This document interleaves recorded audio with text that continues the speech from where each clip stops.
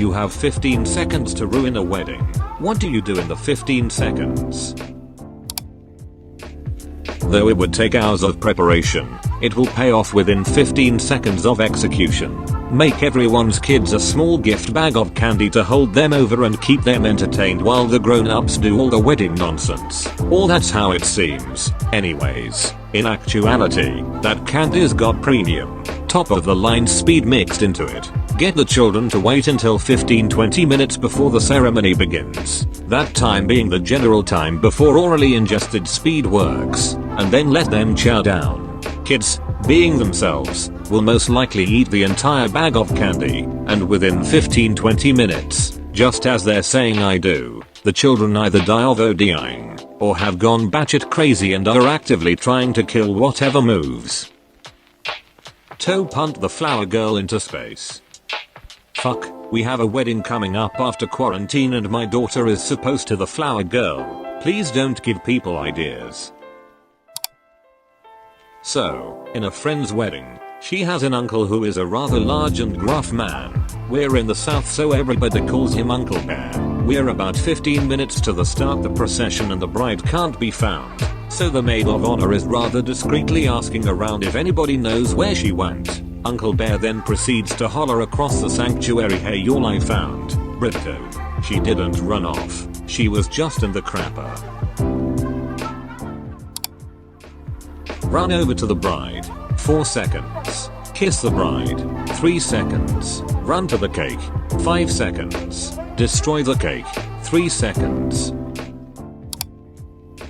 As the father of the bride, you turn your speech into a 30-minute recap on the childhood hijinks of your daughter, explaining how bad of a sports player she is, among other things. After 25 minutes of pure torture and embarrassment, you then painfully close the speech with surprise appearances by an actress playing a French bird, and a drunk Jack Sparrow, two of her childhood favorites, who deliver the couple's wedding card in embarrassing, painfully awkward fashion. A complete and utter shit show that I didn't think would ever be believed, if I hadn't recorded it all. Magic starts at 23:30, winking face, TL, DR, I'm a wedding videographer, and I've seen some shit. Oh, I've actually done this. So back in 2011, I started sleeping with an ex-GF that I had unresolved feelings for still. She was engaged at the time. Kept telling me she was gonna call off the wedding and move to NYC, where I lived at the time, to be with me. This went on for a few months. We'd visit each other, have a wild weekend, be madly in love, then go our separate ways and text call non-stop until our next getaway. As the wedding date got closer and closer, and she kept putting off ending her engagement, I started getting more nervous that she wasn't going to go through with calling it off. And then when it was the week of the wedding, she finally started talking about how she wasn't sure what she should do, and who she should be with, etc etc.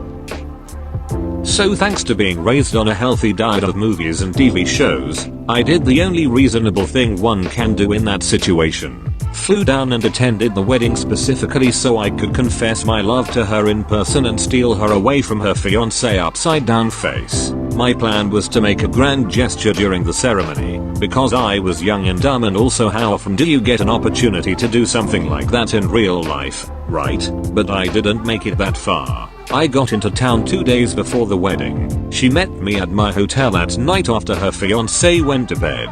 We boned down and then stayed up all night talking. She assured me she was gonna call it off the next day. I wake up the next day, and she's gone. She left a note saying she's having second thoughts and needs more time to think things over, and that I shouldn't come to the rehearsal dinner because she can't control her feelings around me. Obviously, I show up to the rehearsal dinner later that night, get super drunk, and end up confronting her about us a little too loudly. Her fiancé's dad overhears, starts screaming at me. Her mom interrupts and starts yelling at him, then at her. Then the fiancé gets involved, and so does my ex, and the whole thing spirals into everyone screaming at each other fairly quickly. All the while I'm confessing my love for her and trying to justify my actions, and most of the guests are watching in shock at the Jerry Springer-esque shitshow that has suddenly erupted.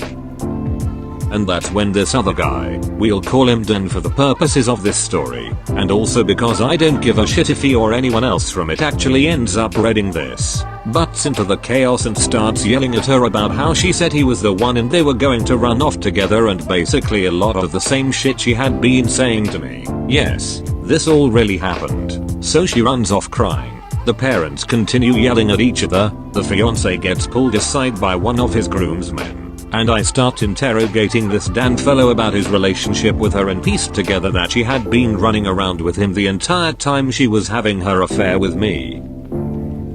Needless to say, the wedding did not take place the following day, and here's the best part, 9 years later, guess who's happily married? My ex and Dan. That's right, he may have entered the race a little late, but somehow he's the one who ended up with her. If I had to isolate the exact 15 seconds I ruined that wedding, I'd probably pick taking that 7th tequila shot and then walking up to the bride at the dessert table to confront her about our months-long affair. Although, buying a plane ticket to your ex-GF's wedding would also be a solid nominee. Fucking Dan. Yes, that was the problem. When the minister asks for them to say I do, 1. Get naked in the middle of the aisle, 2. Piss on the floor.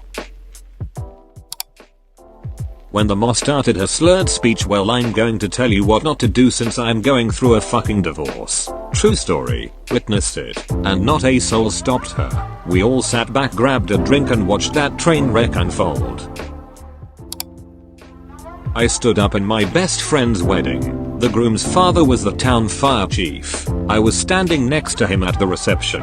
He reaches around and gives me a world-class goosing in front of everyone, including his wife and my then boyfriend. Not a pat, not a pinch, a full-on big grab, a big handful, like, ass crack was involved. He didn't let go for a while. Wasn't my fault, but holy shit did it get awkward for everyone. Must read, contains evil. Kidnap the bride and take her phone. Leave a note saying you acting as her, never loved him. That was how to do it in 15 seconds. Now for bonus. Once you hear the wedding's off, you realize the bride, she doesn't know who took her or where, then make a fake footage of him running off to a different continent because he was too embarrassed and saying that he will take her back if they can start their life there. Then along with the footage mail a plane ticket to the bride. Once she goes, mail the groom a letter saying never contact me. She will be in a different continent and he will never contact her. She won't have her phone to contact him. So this happened at a friend's cousin's wedding. When they were about to put the rings on, the best man proposed to the maid of honor. She said yes and the best man literally snatched the rings and tried to put it on the Ma's finger. My friend's cousin, the bride, starts crying and the groom punches the best man, knocking him out. Ma tackles bride, but security drags her out. The groom and bride proceed to get married while the best man is still unconscious on the floor. I pity all of them. I remember my mentally unstable buddy at a fancy Jehovah's Witness wedding managed to ruin a reception by getting so funky on the dance floor his penis popped out of his pants and bounced around for a while. After the song stopped and he realized he was hanging out, he started laughing his head off while coming over to me yelling about that was the biggest dick the bride was going to see that night. There wasn't anything I did wrong or could do about it, so I did the only thing I could think of and laughed about it all. Hide in the bathroom, and since nowadays, assuming this is a church, most churches have Bluetooth speakers so the priest can be heard easier. Connect to the speakers, have a mic with you and loudly start moaning the groom's name, saying how you're so sad he's going through with the marriage and how disappointed you are and how this last year when you've been secretly fucking it all meant nothing to you. My sister and I had a fight when we were tweens and it ended with her telling me she was going to release a dirty, squealing swine at my wedding to ruin it. I don't like pigs. It would definitely ruin the evening. Alternatively, I always thought getting drunk and announce someone at the party is the father in the middle of the ceremony would do the trick.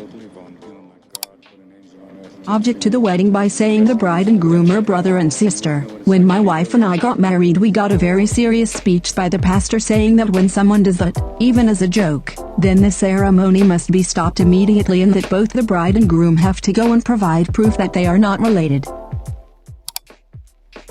You know how at the end of the wedding people throw stuff like pennies or confetti or rice? And you know how you can get bedbug eggs on the internet? Yep, maybe I could get some pubic lice eggs too to make this more memorable.